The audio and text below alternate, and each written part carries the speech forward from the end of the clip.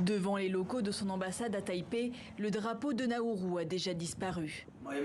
L'annonce a eu lieu sur un célèbre réseau social.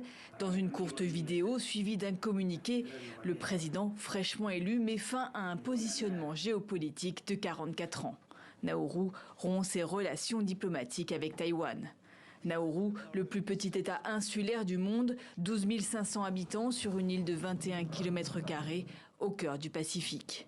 Ce micro-État considère dorénavant Taïwan comme une partie inaliénable de la Chine, avec qui il ambitionne d'établir des liens. Pékin salue cette décision.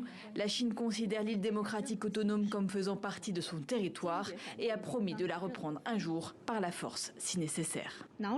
La décision de Nauru de rétablir des liens diplomatiques avec la Chine montre une fois de plus que le monde et l'histoire s'orientent vers le principe d'une seule Chine. La Chine est prête à travailler avec Nauru pour ouvrir de nouveaux chapitres de nos relations bilatérales. Avec ce revirement de Nauru, dernier en date après le Honduras l'an dernier et avant lui le Nicaragua, les îles Kiribati, Salomon ou encore le Burkina Faso, ils ne sont plus que 12 États à entretenir des relations officielles avec Taïwan. En réponse, l'île annonce la fin de toute coopération économique et politique avec Nauru. Taïwan accuse aussi Pékin de répression diplomatique 2 jours après la victoire du candidat de l'autonomie à l'élection présidentielle.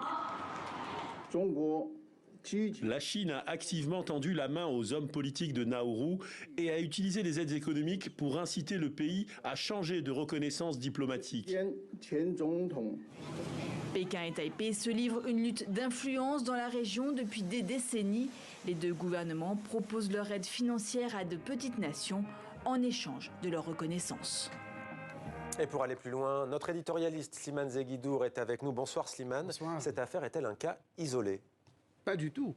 Le Nauru est le 40e État qui est tombé dans l'escarcelle de Pékin depuis l'adhésion de la Chine en 1971 à l'ONU. Le 40e. Revenons en 1971, quand l'ONU vote l'entrée de la Chine. 76 pays votent pour, dont la France. Donc cela rompt avec Taïwan. Mais 35 pays, dont les États-Unis, votent contre et 17 pays s'abstiennent. Si on totalise les 35 et les 17, ça fait 52 États qui maintenaient leurs relations avec Taïwan.